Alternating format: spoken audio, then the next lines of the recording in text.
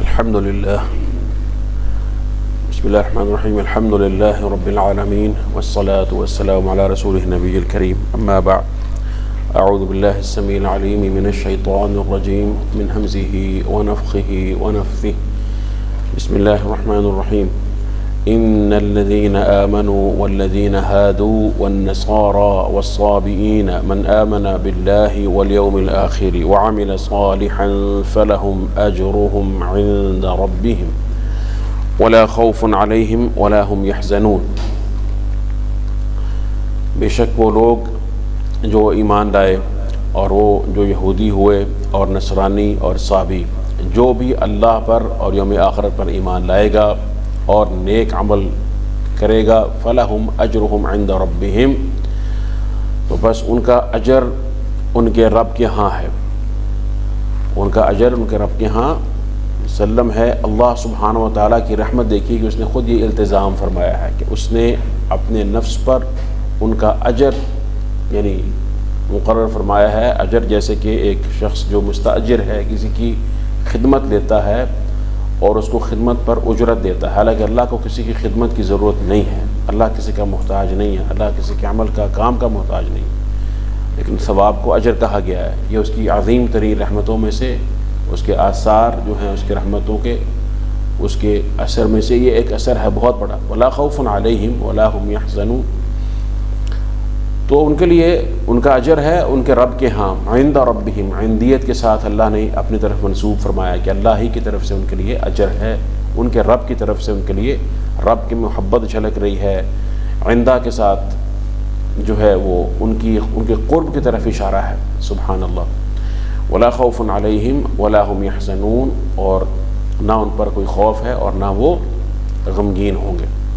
یہ آیت مبارکہ ہے۔ ہم آج اسی ایک آیت پر اکتفا کریں گے، اس لیے تھوڑا سا کچھ وقفہ بھی ہے، اور آیت بڑی اہم ہے،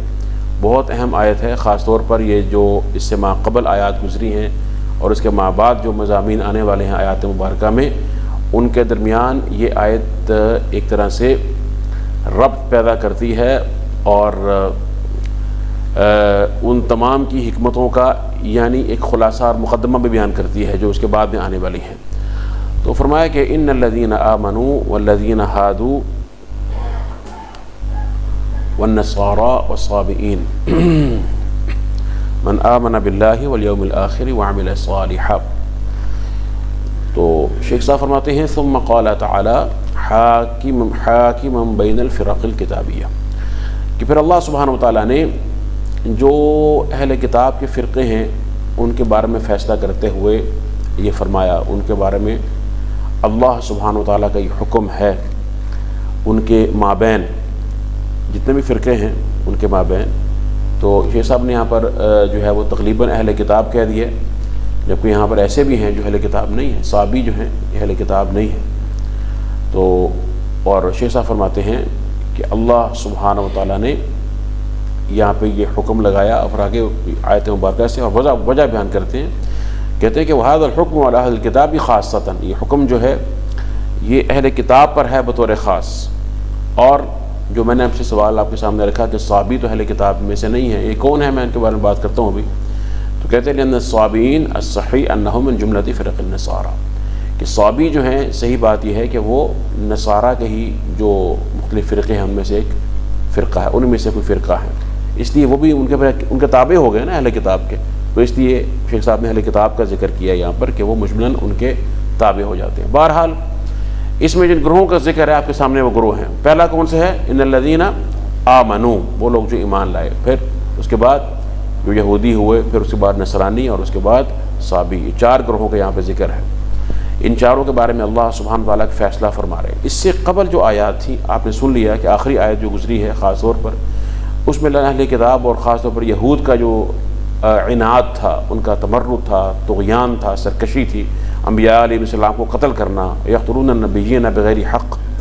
اور اس طرح سے جو ہے دیگر ان کے ظلم تھے، اس پر اللہ نے فرمایا کہ ضربت علیہم الذلۃ والمسکنۃ وباءوا بغضب من اللہ،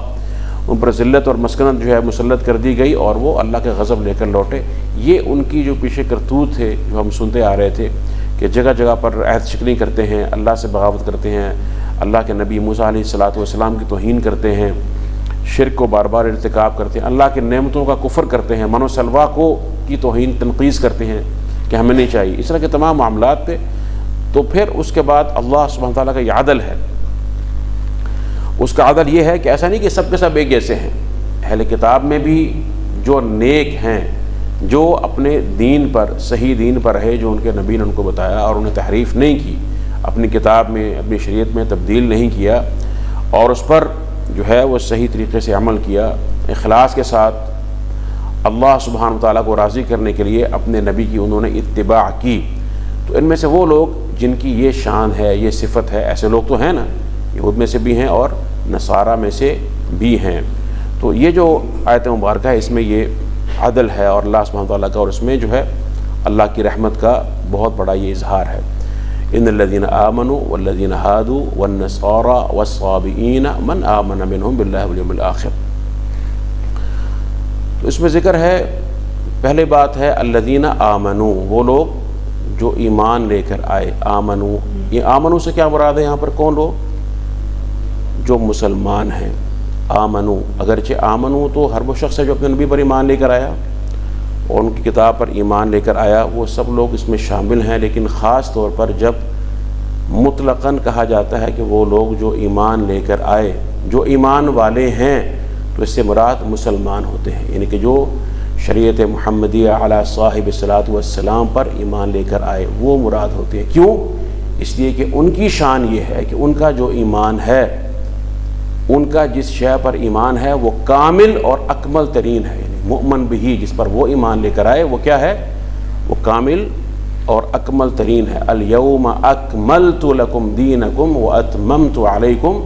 نعمتی ورضیت لکم الاسلام دینا۔ اور محمد رسول اللہ صلی اللہ علیہ وسلم کی جو شریعت ہے، یہ سابقہ چونکہ تمام شریعتوں کی ناسخ ہے، تو ان کا جو ایمان ہے وہ اللہ کے رسول پر ہے، اور پھر یہ کتاب جو قرآن کریم ہے یہ سابقہ تمام کتابوں پر بھی نگران ہے۔ وَأَنزَلْنَا عَلَيْكَ الْكِتَابَ مُهَيْمِنًا عَلَيْهِ، یعنی کہ وہ ایسی کتاب ہے کہ جو مصدقا لما بین یدیہ من الکتاب ومہیمنا علیہ، سابقہ کتب کی تصدیق بھی کرتی ہے اور اس پر کیا ہے؟ نگران بھی ہے۔ تو گویا کہ ان پر ایمان لانے سے، اس کتاب پر ایمان لانے سے نہ صرف اللہ کے رسول پر ایمان ہے، سابقہ تمام انبیاء اور رسول پر ایمان ہے، اور جو اعلیٰ ترین پیغمبر اور رسول ہیں، جو خاتم النبیین، ان کی امت بھی ہیں، ان پر بھی ایمان لے آئے، اور پھر اس کتاب پر ایمان لانے سے اس کتاب نے جس شے کی تصدیق کی، جس کی خبر دی، اس پر ایمان لائے، تو یہ تمام انبیاء اور رسول پر ایمان ہو گیا۔ ایک نبی کا انکار کرنا، کسی ایک نبی پر ایمان نہ لانا، کفر کرنا، تمام انبیاء اور رسول کا کفر ہے۔ جیسے کہ ہم قرآن کریم میں دیکھتے ہیں تو فرمایا کذبت قوم نوح المرسلین، کہ نوح کی قوم نے رسولوں کا انکار کیا، ان کی تکذیب کی۔ اب نوح علیہ السلام تو پہلے رسول تھے زمین میں، اول رسول، پہلے رسول تھے اللہ کے، تو رسولوں کا انکار، مرسلین کا انکار کیسے کیا نوح علیہ السلام کی قوم نے، جبکہ وہ ایک رسول تھے؟ تو ایک رسول کا انکار کرنا، اس کی تکذیب کرنا، اس کی عدم تصدیق، اس پر عدم ایمان، گویا کہ تمام کے تمام انبیاء اور رسول کا انکار ہے۔ تو اس لیے جنہوں نے اللہ کے رسول پر جو ایمان لے کر آئے، تو گویا وہ تمام انبیاء اور رسول پر ایمان لے کر آئے۔ اور پھر میں نے آپ کو عرض کیا کہ مطلقاً یہ اس امت کی شان ہے کہ جب کہا جاتا ہے کہ آمنو اہل ایمان، تو اس سے مراد اس امت کے وہ لوگ جو ایمان لے کر آئے، اور خاص طور پر جب یہاں ان کے ساتھ دیگر یعنی کہ جو فرقے ہیں ان کا ذکر موجود ہے، تو ظاہر ہے پھر اہل ایمان کیا ہو جاتے ہیں؟ یہ خاص ہو جاتے ہیں، یہ ان سے جدا ہو جاتے ہیں، ممتاز ہو جاتے ہیں۔ ان الذین، وہ لوگ جو ایمان لے کر، والذین ہادوا، اور وہ جو یہودی ہوئے، یہودی، یہ ہاد قرآن کریم میں آتا ہے کہ موسیٰ علیہ السلام کی وہ دعا ہے انا ہدنا الیک، اللہ ہم نے تیری طرف رجوع کیا، ہم تیری طرف ہم توبہ کرتے ہیں، تیری طرف رجوع کرتے ہیں اور تیری رحمت کے امیدوار ہیں۔ تو یہ ہادہ سے ہے، یعنی رجوع کرنا۔ تو کچھ نے کہا کہ یہ یہود جو ہے یہ لفظ اس ہادہ سے لفظ موجود ہے، کچھ نے کہا کہ یہودا جو ہیں لال کے ساتھ یہ حضرت یعقوب علیہ السلام کے ایک بیٹے تھے، اور ان سے منسوب کیا جاتا ہے ان کو یہود۔ کوئی کلمہ جب عربی میں آتا ہے نا، اس میں جب اس کو تعریب کہتے ہیں، جب اس کی تعریب ہوتی ہے تو پھر اس کلمے کے اندر کچھ نہ کچھ تبدیلی اس کے حروف میں آ جاتی ہے، اس کے حروف میں یا اس کے کہیں تبدیلی ہو جاتی ہے، کہیں آگے پیچھے کچھ نہ کچھ ایسی تغیر جو ہے وہ ہو جاتا ہے۔ جیسے کہ ہم کہتے ہیں یحییٰ علیہ السلام، قرآن میں یحییٰ ہے نا، ان کے ہاں یوحنا ہے، اس طرح ہم موسیٰ ہے اور وہ موشے، اس طرح دیگر جو ہے ایسے الفاظ ہوتے ہیں کہ جب عربی میں آتے ہیں تو پھر وہ اپنی کچھ تعریب کی بنا پر، عربیت کی بنا پر اس میں کچھ تبدیلی ہو جاتی ہے۔ تو پھر یہوذا ان کے اس بیٹے کا نام تھا، اور پھر آگے مختلف تاریخی واقعات ہیں کہ اس میں کوئی صحیح نص نہیں ہے، یہ تھا کہ اس میں کوئی یہود کے کچھ لوگوں میں اختلاف ہوا، اور اس جنگ میں پھر جو ہے اس کی جو نسل تھی وہ غالب آ گئے، تو اس سے منسوب ہونا شروع ہو گئی، یہ یہود کہلانے لگے۔ اور بہرحال یہ کچھ اس میں مختلف جو ہیں وہ تعویلات ہیں۔ ہادو، لیکن الحمدللہ اس میں کوئی اختلاف نہیں کہ یہ موسیٰ علیہ السلام کے پیروکار ہیں۔ یہ کون ہیں؟ جو موسیٰ علیہ السلام کی شریعت کے مخاطبین تھے۔ اس کے بعد والنصارا، نصرانی، یہ کون لوگ ہیں؟ اسی طرح سے نصارہ کی بھی اصل میں اختلاف ہے اس نام کی لغوی پہلو سے۔ کچھ نے کہا کہ یہ قرآن کریم میں آتا ہے کہ عیسیٰ علیہ السلام نے کہا تھا یا ایھا الذین آمنوا، ایسے اللہ نے فرمایا کہ کونوا انصار اللہ کما قال عیسی ابن مریم للحواریین من انصاری الی اللہ، کہ کون ہے جو میرا مددگار بنتا ہے۔ تو یہ انصار جو تھے اس بنا پر ان کو جو ہے وہ نصرانی یا پھر نصارہ جو ہے وہ کہا گیا۔ اور الحمدللہ اس امت میں جو اہل ایمان ہیں وہ اللہ کے رسول کے ناصر ہیں، اللہ اور اس کے رسول کے ناصر ہیں، اس کی مدد کرنے والے ہیں۔ یا ایھا الذین آمنوا ان تنصروا اللہ ینصرکم ویثبت اقدامکم، اور جو اس امت کے اللہ اور اس کے رسول کے انصار ہیں ان کی شان نرالی ہے دیگر تمام انصار سے، تمام امتوں کے انصار سے، بلکہ ان میں تو ایک طبقہ ہی ایسا ہے جس کا نام ہی انصار ہے، اس کا نام ہی انصار ہے۔ رضوان اللہ علیہم اجمعین والسابقون الاولون، قرآن کہتا ہے والسابقون الاولون من المہاجرین والانصار والذین اتبعوہم باحسان رضی اللہ عنہم ورضوا عنہم، سبحان اللہ۔ تو یہ وہ کہتے ہیں یہ نصرہ، ایک تو نصرت سے ہے۔ دوسروں نے کہا یہ ناصرہ ایک شہر تھا جہاں پہ یہ آباد ہوئے، اس بنا پر ان کو نصارہ کہا گیا۔ پھر یہ بات ہے کہ یہ نصارہ جمع ہے کس کی؟ نصران کی یا نصرانی کی۔ سیوے جو امام فن ہیں وہ تو یہ کہتے ہیں کہ یہ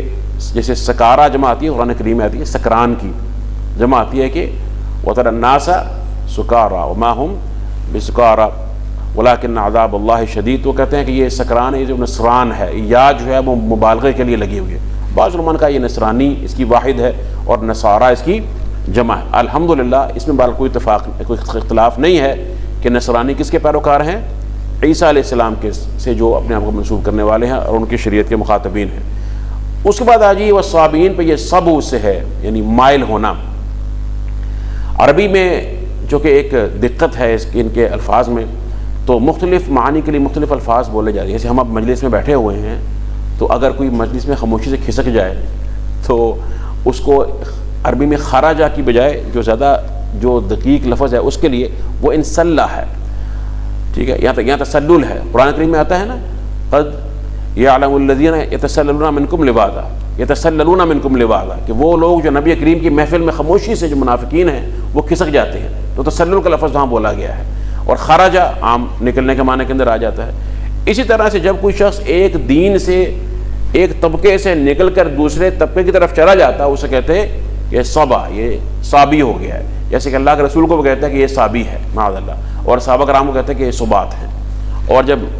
حضرت عمر فاروق رضی اللہ تعالیٰ عنہ وہ ایمان لے کر آئے تو انہوں نے کہا کہ صبات، وہ صابی ہو گیا ہے؟ انہوں نے کہا نہیں، بل اسلمت، میں مسلمان ہو گیا ہوں، میں اسلام لے کر آیا ہوں۔ تو اسلام نے جو خوبصورت لفظ دیا ہے وہ کیا ہے؟ اسلام کا۔ تو صابی کیا ہے؟ کہ جو ایک دین سے نکل کر دوسرے دین کی طرف چلا جائے۔ تو صابی یہ کون لوگ تھے؟ ان کے بارے میں کافی اختلاف ہے، لیکن ہم آپ کو موٹے موٹے اقوال بتا کر جو صحیح ترین بات ہے وہ بتا دیتے ہیں۔ کچھ نے کہا جی ابراہیم علیہ السلام، ان میں دونوں طرح کے گروہ ہیں، یہ بات پہلے ذہن میں رکھیے۔ ان میں موحد بھی ہیں جو کہ صحیح ہیں، جن کی قرآن نے جن کی تعریف کی ہے اور ثنا کی ہے، اور ان میں وہ بھی ہیں کہ جو مشرک ہیں، یعنی کہ فمنہم شقی و سعید، ان میں خوشبخت بھی ہیں، سعید بھی ہیں اور شقی، دونوں طرح کے لوگ موجود ہیں۔ تو اس میں کچھ نے کہا کہ ابراہیم علیہ السلام کی ملت کے پیروکار تھے، دین حنیف کے، اور کچھ نے کہا نوح علیہ السلام کے دین کے ماننے والے تھے، اور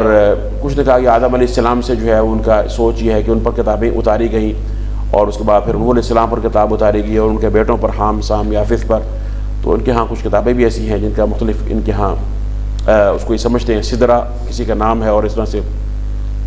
اور مختلف ایسے نام ہیں کتابوں کے بعض جو ان کے ہیں۔ لیکن صحیح ترین بات یہ ہے کہ یہ کسی دین سے اپنے آپ کو منسوب نہیں کرنے والے لوگ، وہ ہیں جو کہتے ہیں کہ فطری دین ہے، فطری دین۔ آج بھی ایسے لوگ ہیں عراق میں، شام میں، ایسے علاقوں میں ہیں صحابی کے جو نہر کے انہار کے پاس رہتے ہیں اور پانی کو مقدس سمجھتے ہیں اور کہتے ہیں یہ ہمارا فطری دین ہے، ہم بس جو ہے نا وہ اللہ کی عبادت کرتے ہیں، انبیاء اور رسول کی ضرورت نہیں ہے، اس کے بغیر بھی انسان جو ہے وہ اللہ کی عبادت کر سکتا ہے وغیرہ وغیرہ۔ تو اس طرح کا یہ معاملہ ہے، اس لیے ان کو صحابی کہا جاتا ہے، کسی دین سے اپنے آپ کو منسوب نہیں کرتے۔ اور ویسے یہ جنگجو لوگ نہیں ہیں، صلح جو ہیں یعنی مسالم ہیں، کہ اکثر باقی جو فرقے ہیں، جو باقی ادیان کے لوگ ہیں، ان کے ساتھ کوئی جنگ کی حالت نہیں رہتے، بس یہ اپنے کام سے کام رکھنے والے اس قسم کی سوچ والے لوگ ہیں۔ ان کے اندر بھی میں نے بتایا کہ دو طرح کے گروہ ہیں، وہ بھی تھے کہ جو خالص توحید والے تھے، اور وہ بھی تھے کہ جو توحید کے بعد بگاڑ اور انتشار کا شکار ہوئے، یہود و نصارہ کے مانند۔ انہوں نے کہا یہ اللہ کی طرف پہنچنا ہے تو براہ راست پہنچنا مشکل ہے، کوئی وسیلہ پکڑو، تو ستاروں کو پکڑ لیا اور ستاروں کی پرستش کے ذریعے کبھی کسی نے کسی کے اس طریقے سے جو ہے ان کے اندر شرک ان کے اندر جو ہے وہ داخل ہو گیا۔ تو بہرحال صحیح بات وہی ہے جو حضرت جو ہے وہ مجاہد سے منقول ہے اور وہب بن منبع سے، ابن کثیر نے دونوں کے اقوال کو ذکر کر کے ترجیح دی ہے۔ انہوں نے کہا کہ یہ قوم ہے بین المجوس والیہود والنصارى لیس لہم دین، ان کے لیے کوئی دین نہیں تھا، یہ خود ہی اپنے طور پر جو سمجھتے ہیں کہ ہم اللہ کی عبادت کرتے ہیں اس کے اللہ کو منسوب کرتے ہیں۔ تو یہ بھی وہ لوگ، اب یہ تینوں گروہوں کا یہاں پہ ذکر ہے، کس کا؟ یعنی اہل ایمان کے بعد یہودی اور نصرانی اور صابی، ان تینوں کا ذکر ہے۔ تو فرمایا کہ من آمن باللہ والیوم الآخر، جو اللہ پر اور یوم آخرت پر ایمان لائے گا، وعمل صالحا، اور صرف ایمان باللہ اور یوم آخرت کافی نہیں ہے، عمل صالح بھی کرے گا، فلہم اجرہم عند ربہم، تو ان کا اجر جو ہے ان کے رب کے ہاں مقرر ہے، ولا خوف علیہم ولا ہم یحزنون۔ تو اب یہ کچھ لوگوں نے اس آیت کو، جیسے ہوتے ہیں نا اکثر مریض دل ہوتے ہیں، قرآن کریم میں انتشار یعنی پیدا کرنے کی، اس کے معنی میں کوشش کرنا اور لوگوں کو گمراہ کرنا، فتنہ پیدا کرنا ان کا شیوا ہوتا ہے۔ تو ہمیشہ ایسی آیات کو پکڑ کر جس میں کچھ نہ کچھ معنی کا احتمال ہوتا ہے دوسرے معنی کا، وہ لے کر وہ اپنا شر شروع کر دیتے ہیں۔ یاد رکھیے قرآن کریم میں ہمیشہ جو صحیح ترین منہج ہے، اس کے دل میں حق ہوگا اور اخلاص ہوگا، وہ قرآن کریم کی کسی ایک آیت کو نہیں پکڑے گا، بلکہ اس موضوع پر دیگر آیات کو دیکھے گا، اور ایسی آیات جن میں مختلف معانی ہو سکتے ہیں ان کو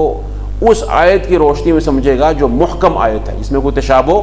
نہیں ہے۔ اللہ قرآن میں کہتا ہے کہ ہن آیات فیہ آیات محکمات ہن ام الکتاب وخر متشابہات، یہ ایک عام اصول ہے قرآن کریم کا کہ ایسے معانی جن میں عموم ہو سکتا ہے، احتمال ہو سکتا ہے، ان کو ان آیات کی روشنی میں خیال کیا جائے گا، سمجھا جائے گا جن میں وضاحت اور صراحت کے ساتھ کوئی بات جو ہے وہ بیان ہو چکی ہے۔ اب کچھ لوگ کئی فرقے ہیں، جیسے فرقہ پرویزیہ ہے، غامدیہ ہے، انہوں نے کہا جی اس آیت سے پتہ چلتا ہے کہ بندہ جو یہودی ہو جائے، نصرانی ہو جائے، صابی ہو جائے، بس جو اللہ پر ایمان لائے، یوم آخرت پر ایمان لائے، نیک عمل کرے، اس کے لیے آخرت میں اجر ہے اور اس کا وہ پار ہو گیا، اسلام لائے یا نہ لائے اس سے کوئی فرق نہیں پڑتا۔ اب یہ بات جو ہے وہ تین طریقوں سے، کم از کم تین جو تفسیر کے طریقے ہیں مختصراً بیان کر رہا ہوں، ان سے یہ باطل ٹھہرتی ہے۔ پہلی بات تو یہ ہے کہ اس سے قبل آپ نے جو آیات سنی ان میں اللہ تعالیٰ خطاب فرما رہا ہے، کن کو خطاب فرما رہا ہے؟ یہود و نصارہ کو، اہل کتاب کو، اور وہ جو وہاں مدینہ کے اندر موجود ہیں انہیں خطاب کیا جا رہا ہے۔ اس کے بعد صحابہ کرام کے اندر بھی ایسے لوگ تھے کہ جو پہلے اہل کتاب میں سے تھے یا کسی اور دین سے متعلق تھے، پھر اس کے بعد وہ مسلمان ہوئے، جیسے کہ اسی آیت کی تفسیر میں جو ہے وہ یہ منقول ہے، جو ہے وہ ابن ابی حاتم نے لکھا ہے اپنی سند کے ساتھ، سفیان بن عیینہ اور ابن ابی نجیح، اور پھر اس کے بعد وہ مجاہد اور وہ سلمان فارسی کے آپ جانتے ہیں رضی اللہ تعالیٰ عنہ، صحابی رسول ہیں، پہلے یہ مجوسی تھے، بعد میں توحید تلاش کرتے کرتے نصرانی ہوئے، اور اس کے بعد پھر محمد رسول اللہ صلی اللہ علیہ وسلم کے پاس آئے اور مسلمان ہو گئے۔ صہیب رومی ہیں، اس طرح سے جو ہیں وہ دیگر جو ہیں صحابہ کرام میں سے، ایسے جو اہل کتاب میں سے ہے۔ تو سلمان فارسی کہتے ہیں کہ یہ جو یعنی آیت کا اس کا وہ سیاق بیان کر رہے ہیں کہ میں نے اللہ کے رسول سے سوال کیا جب قرآن کریم نے سختی ہوئی نا اس بارے میں کہ یہ اہل کتاب کے بارے میں بتایا گیا کہ یہ کافر ہیں، لقد کفر الذین قالوا ان اللہ المسیح ابن مریم، ان کا یہ جرم ہے، ان کے ساتھ یہ ہوگا معاملہ جنہوں نے یہ کیا۔ تو پھر میں نے سوچا کہ میں سوال کروں اپنے ان دوستوں کے بارے میں جن کو اللہ کے رسول کا زمانہ نہیں ملا، ٹھیک ہے، جن کے ساتھ میں کنت معہم، وہ میں ان کے ساتھ ہوتا تھا اور وہ اپنے دین پر تھے، لیکن کانوا یصومون و یعبدون، وہ وَيُصَلُّونَ نماز پڑھتے تھے، عبادت کیا کرتے تھے، روزہ رکھا کرتے تھے، موحد تھے، تو کیا وہ بھی اس وعید میں داخل ہیں جو اہل کتاب کے لیے وعید ہے؟ یہ صریح ایک یعنی ان کا سیاق نزول جو ہے وہ شان نزول کے بارے میں ان کی روایت موجود ہے۔ تو کہتے ہیں کہ اس موقع پر یہ آیت مبارکہ نازل ہو گئی، ان الذین آمنوا والذین ہادوا۔ اللہ کا عدل ہے، سبحان اللہ، کہ اللہ کا عدل ہے کہ کسی قوم میں اگر ایسے لوگ ہیں کہ جن سے جرائم سرزد ہوئے ہیں تو اس قوم میں ایسے لوگ بھی ہیں کہ جو مخلص تھے، سب کو ہم ایک ہی جو ہے وہ انداز سے نہیں دیکھ سکتے اور ہمیں عدل کرنا ہے اور انصاف کرنا ہے، تو انہوں نے یہ بات ہے۔ اسی طرح سے جو ہے ایک دوسری سند کے ساتھ یہ ابن جریر طبری نے لکھا ہوا ہے عن نبی ابن ابی طلحہ اور عن عبداللہ ابن عباس رضی اللہ عنہ، وہ کہتے ہیں، ابن عباس فرماتے ہیں جب یہ آیت مبارکہ نازل ہوئی، ذرا غور کیجئے گا، جب یہ آیت مبارکہ نازل ہوئی ان الذین آمنوا والذین ہادوا والنصارى لما نزل قوله تعالی، یہ آیت نازل ہوئی، انزل اللہ تعالی ومن یبتغی غیر الاسلام دینا فلن یقبل منہ وہو فی الآخرۃ من الخاسرین، کہ جو دین اسلام کے علاوہ کوئی اور دین تلاش کرے گا، کوئی اور دین لے کر آئے گا، اسے وہ قبول نہیں کیا جائے۔ گویا سبحان اللہ، خود ابن عباس تفسیر فرما رہے ہیں کہ یہ آیت مبارکہ کے بعد وہ آیت نازل ہوئی یہ بتانے کے لیے اس پر استدراک ہے، گویا کہ یعنی اس آیت سے کوئی یہ خیال نہ کرے کہ آج ہم اسلام کے بغیر بھی یہودی نصرانی بن کر ہم جو ہے کامیاب ہو سکتے ہیں۔ تو صریح آیات موجود ہیں اور دیگر اس طرح کی بہت سی آیات۔ تیسری بات یہ ہے کہ جتنے بھی انبیاء اور رسول آئے، خاص طور پر اہل کتاب یہود و نصارہ کی اگر ہم بات کر رہے ہیں تو ان کی کتابوں کے اندر خود موجود ہے کہ اللہ کے رسول جب آئیں گے ان پر ایمان لانا، ان کی نصرت کرنا واجب ہے۔ اور تو کس طرح ممکن ہے کوئی شخص جو ہے ان کے بارے میں پڑھتا ہے، جانتا ہے؟ قرآن میں اللہ فرماتا ہے یجدونہ مکتوبا عندہم فی التوراۃ والانجیل، اللہ کے رسول کی ساری شان بیان کی گئی ہے، اور یہ بھی ہے کہ یعرفون کما یعرفونہ کما یعرفون ابناءہم، سب کچھ مانتے ہیں، سمجھتے ہیں۔ اس کے بعد وہ ایمان اگر نہ لے کر آئیں اللہ کے رسول پر، اسلام قبول نہ کریں، قرآن کو حتمی آخری کتاب شریعت سے ناسخہ نہ مانیں، تو کیا وہ اپنے نبی پر ایمان لے کر آئے؟ نہیں لے کر آئے، اپنے نبی پر بھی ایمان لے کر نہیں آئے۔ اللہ قرآن میں کہتا ہے کہ ہم نے تمام انبیاء سے میثاق لیا، یہ قرآن کی آیت ہے کہ لما آتیتکم من کتاب وحکمۃ ثم جاءکم رسول مصدق لما معکم لتؤمنن به ولتنصرنہ، یہ قرآن کہہ رہا ہے کہ تمام انبیاء سے اللہ نے میثاق لیا کہ تمہارے بعد جب میں تمہیں کتاب دوں گا، حکمت دوں گا، پھر تمہارے بعد ایک رسول آئیں جو تمہارے پاس جو ہے اس کی تصدیق کرنے والے ہوں، تم سب ان پر ضرور بھی ضرور ایمان لے کر آؤ گے اور انہی کے دین کی، انہی کی ذات کی مبارکہ کی نصرت کرو گے۔ تو یہ سب کچھ موجود ہے۔ پھر اللہ کے رسول کی صریح اور واضح احادیث مبارکہ موجود ہیں، جیسے کہ صحیح مسلم کے اندر روایت موجود ہے اور بھی دیگر کتب میں ہے، فرمایا کہ والذی نفسی بیدہ لا اسمع بی احد من هذه الامہ یہودی ولا نصرانی ثم لم یؤمن بالذی ارسلت به الا کان من اصحاب النار، کہ مجھے اس رب کی قسم ہے جس کے ہاتھ میں میری جان ہے، کوئی بھی شخص اس امت میں سے ایسا نہیں، یہودی ہو یا نصرانی ہو، جو میرے بارے میں سن لے، اس کو معلوم ہو جائے کہ میں اللہ کا رسول، اللہ کا نبی محمد رسول اللہ علیہ وسلم آپ مبعوث ہو گئے ہیں اور آپ یہ دین لے کر، آپ کی یہ دعوت ہے، اس کو معلوم ہو جائے، پھر وہ ایمان لے کر نہ آئے، اگر وہ ایمان نہیں لائے گا فرمایا وہ جہنمی ہوگا، وہ جہنمی، اللہ کا رب اصحاب النار۔ تو دلائل بڑے واضح ہیں۔ اس طرح سے وہ بات بھی آپ کے علم میں ہے، حضرت عمر بن خطاب کا جو مشہور واقعہ ہے کہ ان کو کہیں سے تورات کے صفحے ملے تو وہ پڑھنے لگے، اللہ کے رسول کے پاس موجود تھے، تو آپ کے چہرے کا رنگ متغیر ہو گیا، فرمایا کہ امتحوکون فیہا یا ابن الخطاب، تم اس کے اندر تم ابھی گم ہو رہے ہو، اس میں تم جو اپنے آپ کو جو ہے وہ غور و خوض کر رہے ہو اس طرح کی چیزوں میں۔ اور فرمایا کہ والذی نفسی بیدہ لو ان موسیٰ کان حیا ما وسعہ الا ان یتبعنی، مجھے اس ذات کی قسم ہے جس کے ہاتھ میں میری جان ہے، دوبارہ قسم کھا کے فرمایا آپ نے، اگر موسیٰ علیہ السلام آج زندہ ہوتے تو ان کے پاس کوئی اور اختیار نہ ہوتا سوائے اس کے کہ وہ میری اتباع کریں۔ موسیٰ علیہ السلام خود بھی اگر ہوتے، تم تو کتاب تورات کے چند صفحات پڑھتا ہے نا، اس کے بارے میں جو ہے اللہ کا قرآن کہتا ہے کہ تبدیل اور تحریف ہو چکا ہے، اس میں انہوں نے تغیر کر دی ہے۔ تو یہ تمام باتیں کتنی واضح اور دو ٹوک باتیں ہیں۔ پھر اس کے بعد اس طرح کی باتیں کرنا، شک و شبہات پیدا کرنا، اہل اسلام کو پریشان کرنا، یہ صرف جو ہیں یہ مغرب زدہ جو سازشیں ہیں، شرارتیں ہیں، اور امت مسلمہ میں افتراق اور انتشار اور فتنہ پیدا کرنے کی چیزیں ہیں۔ اللہ نے ہمیں ایک دین دیا ہے، وہ جامع ہے، ہر طرح کی خیر اس کے اندر موجود ہے، اور انسان جب اس دین کو اپناتا ہے اس میں اعتماد ہونا چاہیے، اور جب انسان ایک اعلیٰ ترین نظریے کو، نظریہ بھی نہیں کہنا چاہیے، وہ میں سمجھانے کے لیے بات کر رہا ہوں، ورنہ نظریہ، فکر یہ چھوٹے چھوٹے الفاظ ہیں جو دین کی حقیقی ترجمانی نہیں کر سکتے۔ لفظ دین ایک جامع لفظ ہے کہ مکمل اس کے اندر وہ ایسا نور ہے، روشنی ہے اور تعلیمات کا وہ تمام ضابطہ حیات موجود ہے کہ جو انسان دنیا و آخرت کے سعادت حاصل کرنے کے لیے اس کو اختیار کرتا ہے، اللہ کو راضی کرنے کے لیے انہیں قبول کرتا ہے اور اس کا پابند ہوتا ہے، اس کے اوپر جب انسان چلتا ہے تو انسان کو اعتماد ہونا چاہیے۔ یہ جو اس وقت ایک رویہ مسلمانوں میں دیکھنے میں آ رہا ہے نا کہ وہ یعنی اپولوجیٹک جسے کہتے ہیں کہ ہر وقت وہ کوئی بات کر دی، وہ تمہارے دین میں تو ایسی بات بھی ہے اور یہ ایسے بھی ہے، تو فوراً پریشان ہو جاتے ہیں، پتہ نہیں کیا ہو گیا۔ تو کچھ نہیں ہوا، اگر آپ کو اپنے دین کی سمجھ ہے، اگر سمجھ نہیں ہے تو آپ پریشان ہوں گے، یا اعتماد نہیں ہے یا اطمینان نہیں ہے کہ ایمان میں کوئی جھول ہے، اس پر غور کیجئے، وگرنہ اللہ نے آپ کو اعلیٰ ترین سوچ اور اعلیٰ ترین یقین اور ایمان دیا، اعلیٰ ترین نظام دیا ہے، الحمدللہ ہر پہلو سے مکمل ہے،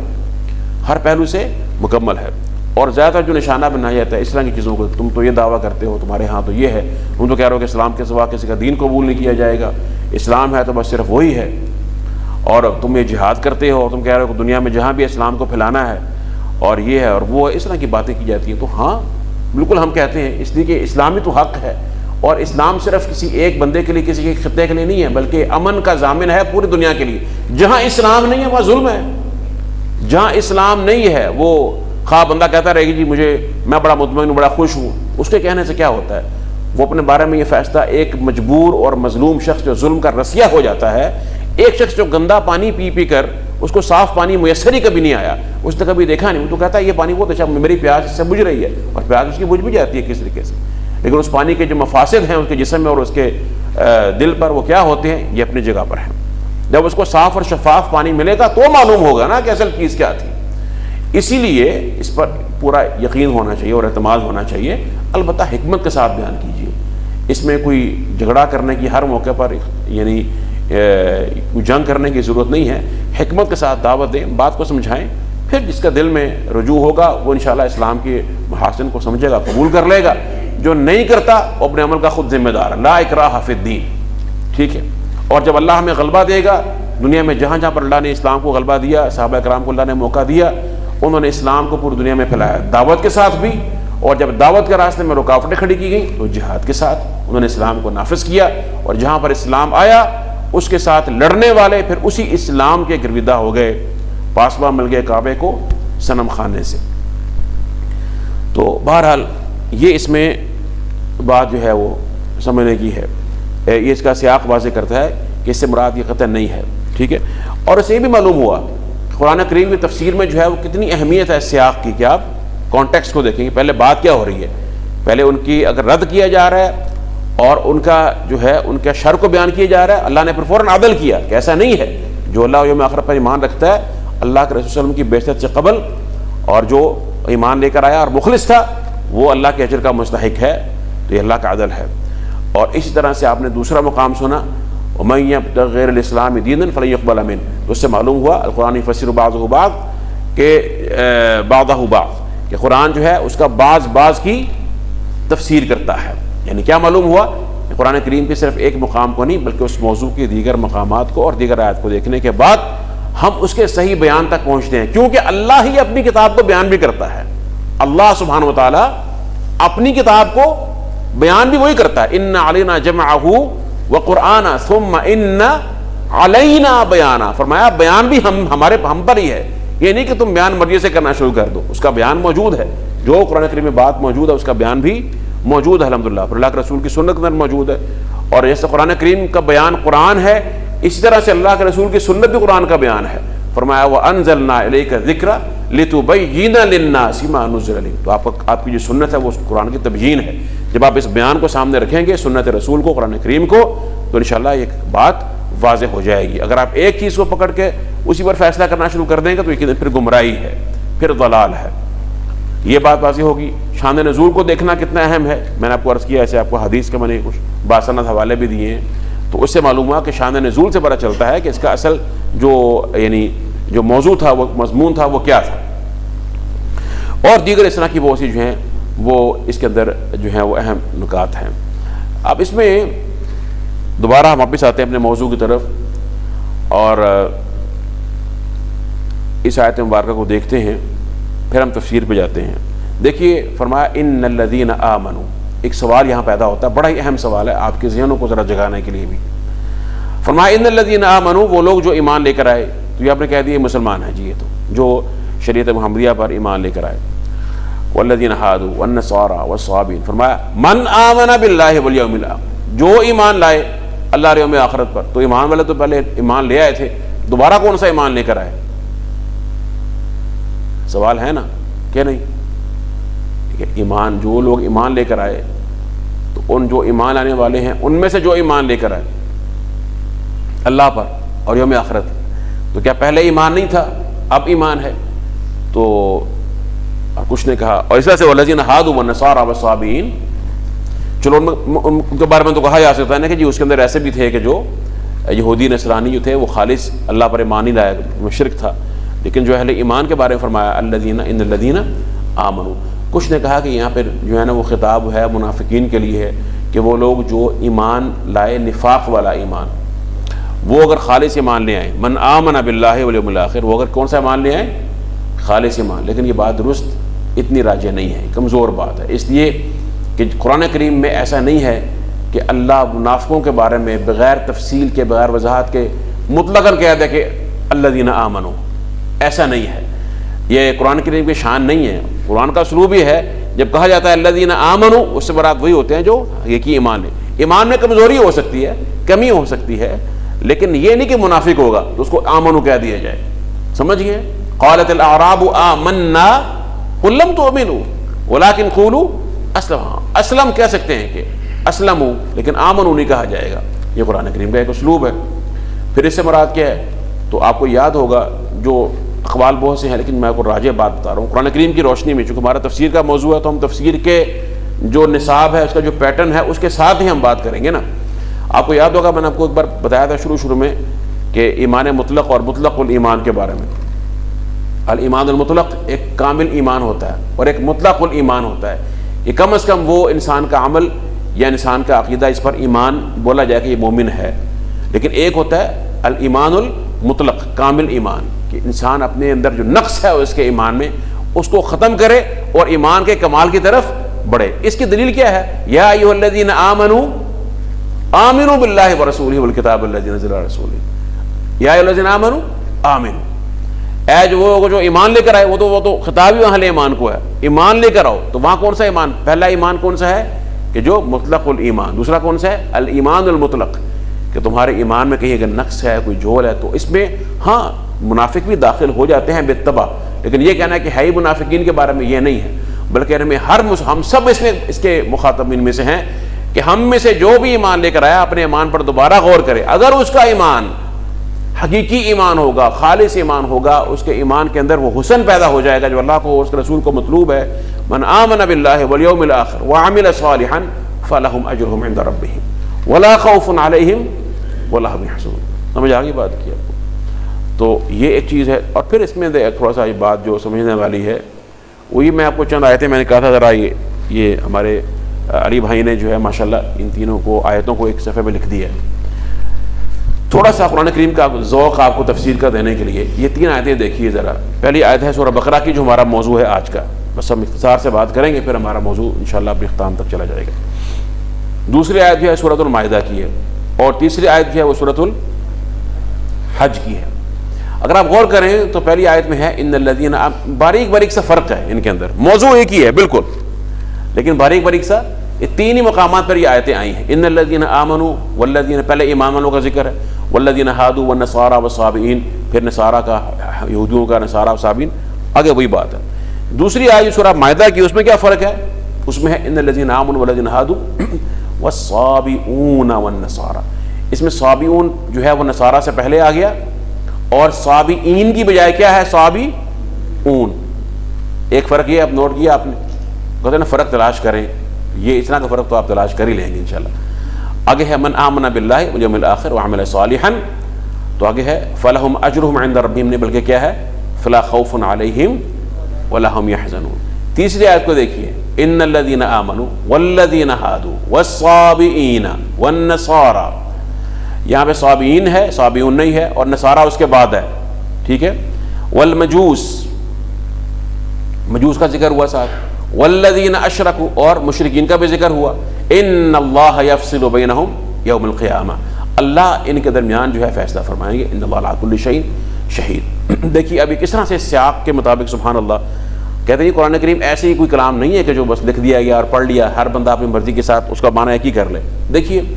ہمیں جو ابھی آیت پڑھی ہے اس میں ہے اللہ نے فرمایا کہ بے شک وہ لوگ جو انا کے ساتھ ہے نا، الذین آمنوا والذین ہادوا والنصارى والصابئین من آمن، اس میں اللہ سبحانہ تعالیٰ نے اہل کتاب کا ذکر کیا، تو ذکر ان کا چل رہا تھا، پھر اہل ایمان کا ذکر فرمایا. اور یہاں پر اللہ کا یہ عدل ہے شریعت کے پہلو سے کہ جو اللہ کے شریعت پر یا اپنے نبی کے شریعت پر کامل ایمان لاتا ہے مخلص ہوگا. اور صابئین کو بھی شامل کر لیا کیونکہ صابئین میں دو گروہ ہیں، حق بھی ہے اور باطل بھی ہے، اور بہرحال کسی نہ کسی نبی کی تعلیمات کے پیروکار ہیں صابئین، اگرچہ بالعمومی ہیں، ٹھیک ہے، لیکن وہ ہیں تو ہو کسی نبی سے ہی وہ ساری خیر ملی ہے، علم وحی سے ہی ان کا وہ مستفاد ہے، ان کا جو اللہ سے تعلق اور ان کی عبادت کا جو طریقہ ہے، تو ان کو یہاں پہ ذکر کیا. اور انا جو ہے وہ آتا ہے تاکید کے لیے. تو اللہ نے پہلے باطل گروہوں کا ذکر کیا، رد کیا، اور پھر ایک عام قاعدہ بیان کر دیا،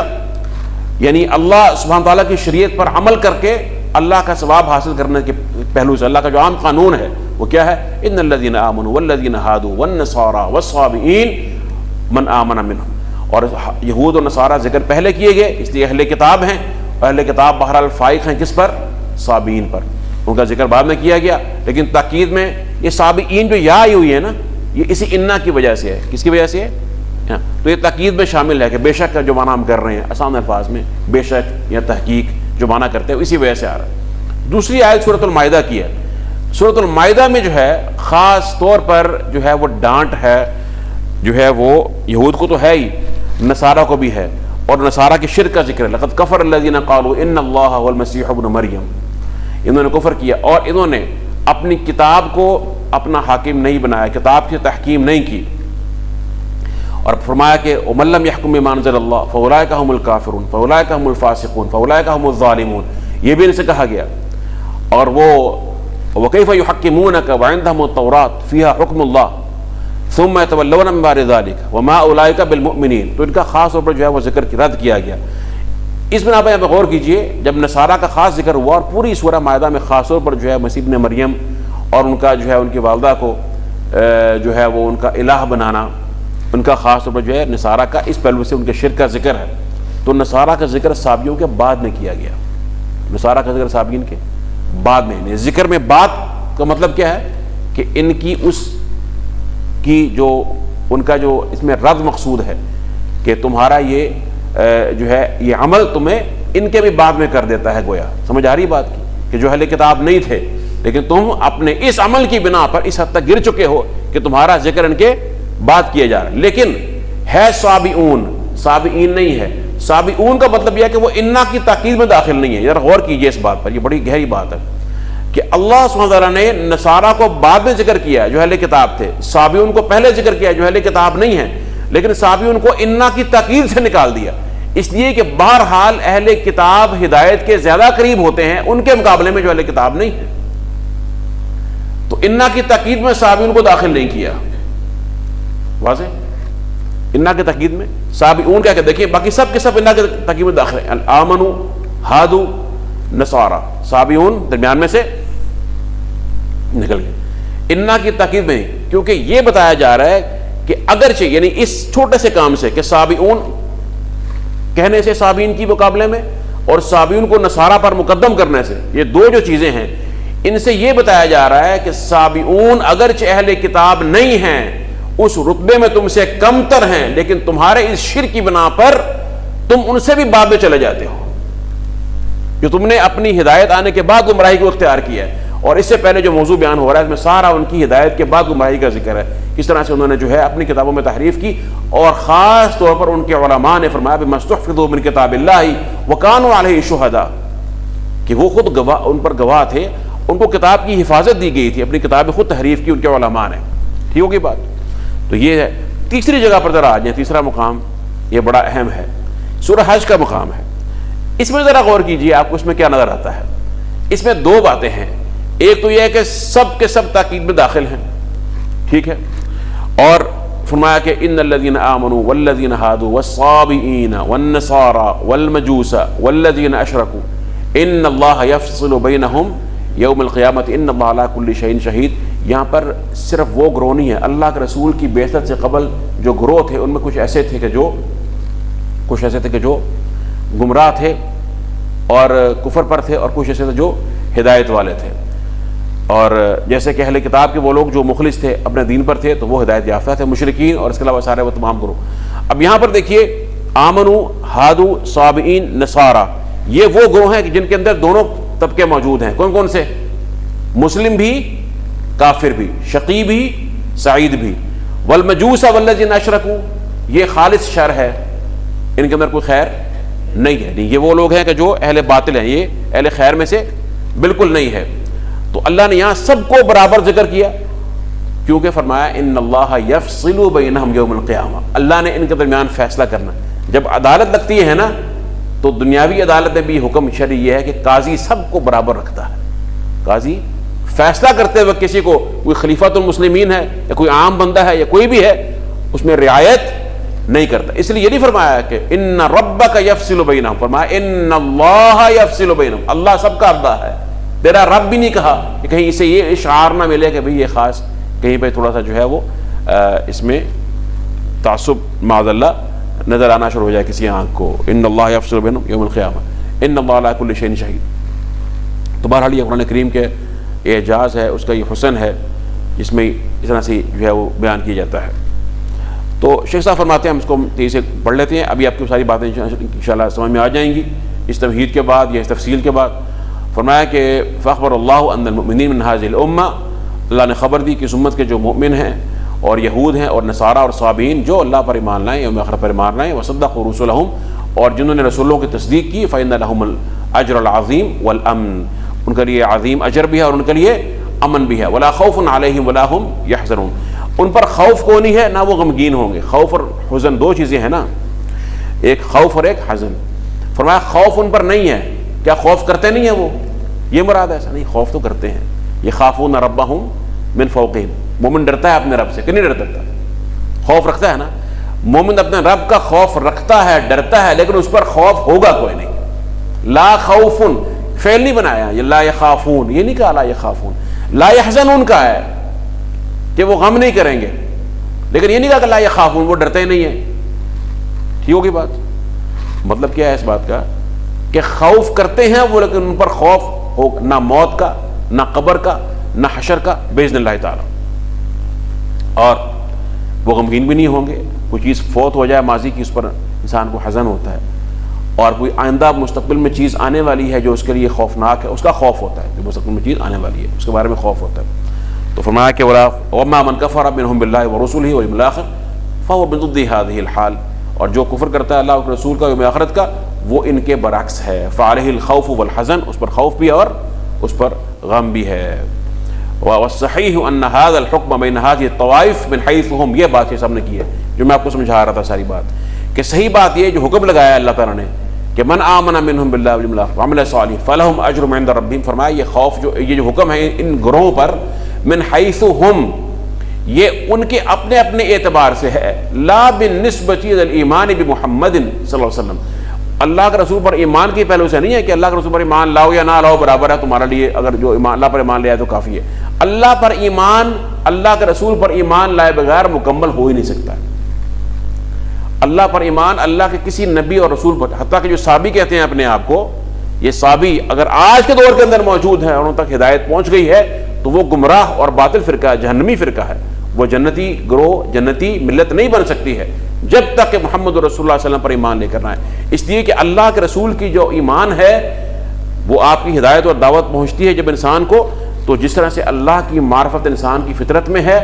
اسی طرح سے محمد رسول اللہ صلی اللہ علیہ وسلم کی جو معرفت ہے آپ کی رسالت کی، وہ بھی انسان کی فطرت کے اندر موجود ہے.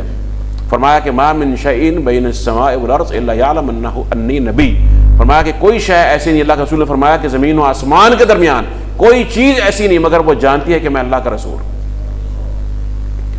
ہر شے کو معلوم ہے، آپ کی معرفت اللہ نے ڈالی ہے نا، اللہ نے آپ کو یہ اپنے لیے چنا ہے اور سبحان اللہ، میں ایک حدیث میرے ذہن میں آگے میں بیان کرتا ہوں، سن لیجیے، مختصر سی وہ حدیث ہے، اس کا چھوٹا سا ایک حصہ ہے، اس میں ساری اس جو آیتیں مبارکہ کی تفسیر موجود ہے۔ اللہ کے رسول فرمایا کہ ان اللہ نظر الی اہل الارض فمقتهم عربهم وعجمهم، اللہ نے اہل زمین کو دیکھا تو ان سے نفرت کی، غصہ فرمایا ان پر غصہ فرمایا، غضب فرمایا، ان کی عرب پر بھی ان کے عجم پر بھی، الا بقایا من اہل الکتاب، سوائے اہل کتاب کے چند لوگ جو باقی بچے تھے، یعنی آپ کی رسالت سے قبل، آپ کی بعثت سے قبل اہل زمین میں اللہ نے سب پہ اللہ کا جو تھا نا وہ ناراضگی تھی، اللہ کا غضب تھا، سوائے ان پر جو چند اہل کتاب بچ گئے تھے جو کہ صحیح دین پر چلنے والے تھے۔ اور فرمایا کہ وقال، اللہ نے فرمایا، یعنی مجھے فرمایا ہے، اللہ کے رسول فرما رہے ہیں، انما بعثتک لابتلیک وابتلی بک، اے محمد میں نے تجھے بھیجا ہے تاکہ میں تجھے آزماؤں اور تیرے ساتھ ان کو آزماؤں۔ کیا سمجھ آئی بات؟ کہ تجھے بھی آزماؤں۔ سبحان اللہ۔ اللہ کے رسول کی ابتلا کیا ہے؟ ان کی ابتلا یہ ہے کہ اپنی امت سے ان کو جو دکھ پہنچتا ہے اور اس کی اصلاح کے لیے وہ کھڑے ہوتے ہیں، لعلک باخع نفسک علی آثارہم، گویا اپنے آپ کو ہلاک کر لیں گے اس محبت میں کہ کوئی شخص ایسا نہ ہوگا جو جہنم کی آگ سے بچ نہ پائے۔ تو گویا یہ جو جہاد ہے امت میں، دعوت ہے، اصلاح ہے، غم ہے، فکر ہے ہر وقت، اور امت کی سوچ ہے اور دعائیں ہیں، تو یہ بڑی کڑی آزمائش ہے اللہ کے رسول کی امت کی طرف سے۔ لیبتلی وابتلی بک، اور تیرے ساتھ میں ان کو آزماؤں گا۔ تو ہم سب جتنے لوگ یہاں پر موجود ہیں وہ محمد رسول اللہ سے آزمائے جا رہے ہیں، یہ بات یاد رکھیے۔ آپ کے اس قرآن سے، آپ کے دین سے، آپ کی سنت سے ہم سب آزمائے جا رہے ہیں۔ اور اللہ کو فرماتے ہیں کہ ابتلی بک، اللہ فرماتا ہے کہ میں نے تیرے ساتھ ان کو آزمانا ہے۔ تو جس کے دل میں اللہ کے رسول کی محبت اور اس کے دین کے آگے اور ان کے حکم کے آگے سر نہیں جھکا ہوا، وہ سوچ لے کہ وہ اس آزمائش میں کہاں پر کھڑا ہے، پورا اتر رہا ہے یا نہیں اترتا ہے۔ اور فرمایا کہ وَأَنزَلْتُ عَلَيْكَ كِتَابًا لَا يَغْسِلُهُ الْمَاءُ تَقْرَأُهُ نَائِبًا وَيَقْظَانًا، اور میں نے تجھ پر وہ کتاب اتاری ہے جس کو پانی نہیں دھو سکتا ہے، تو اس کو پڑھے گا، نیند کی حالت میں بھی پڑھے گا اور بیداری کی حالت میں بھی پڑھے گا۔ سبحان اللہ۔ یہ عظیم کتاب ہمارے سامنے آج جو موجود ہے، اس کو ہم پڑھ رہے ہیں بتوفیق اللہ تعالی۔ اللہ ہمیں معاف فرمائے ہمارے گناہوں کو، لغزشوں کو، اور ہماری اس مجلس کو قبول فرما لے۔ تو وہ اب شیخ صاحب فرما رہے ہیں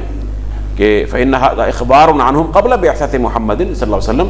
یہ ان کے بارے میں جو خبر اللہ دے رہے ہیں نا کہ من آمن باللہ واليوم الآخر، یہ ان کے بارے میں خبر وہ ہے آپ کی بعثت سے قبل۔ وأن هذا مضمون وحوالهم وهذه طریقۃ القرآن اذا وقع في بعض النفوس عند سياق الآيات بعض الأوهام فلا بد ان